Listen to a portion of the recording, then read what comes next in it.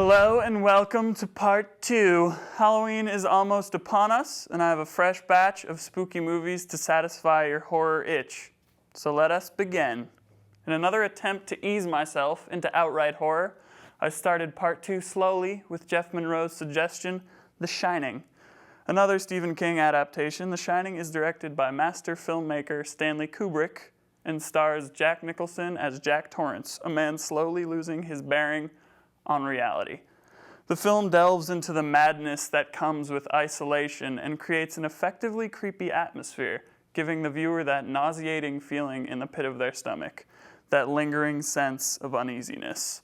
A 5 out of 10 on the scareometer, and worth it just to see one of Jack Nicholson's creepier performances. Next, I decided to go all in and watch a movie I knew would scare me senseless, 2013's The Conjuring. Demonic possession is the exact opposite of my idea of a good time, and anything that remotely touches the subject creeps me the hell out.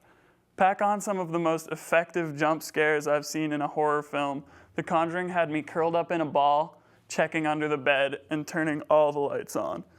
An 8 out of 10, and the only film in this series to give me nightmares.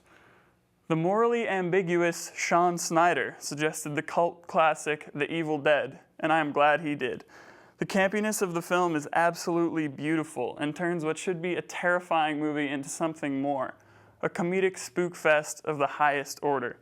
Sam Raimi created this film with almost no money, but that did not stop him from making one of the most fun, disgusting, hilarious, and creepy films I've ever seen. A 6 out of 10 on the scale, but it was my favorite, so check it out. Finally, Sean Keane suggested the classic John Carpenter film, The Thing.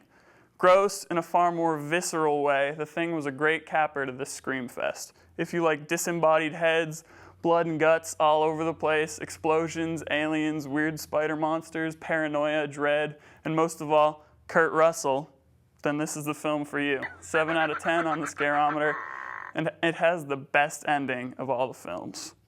So that's it. I made it out mostly intact, except for the large black pit that now inhabits my soul. Some final thoughts: fear is different for everyone.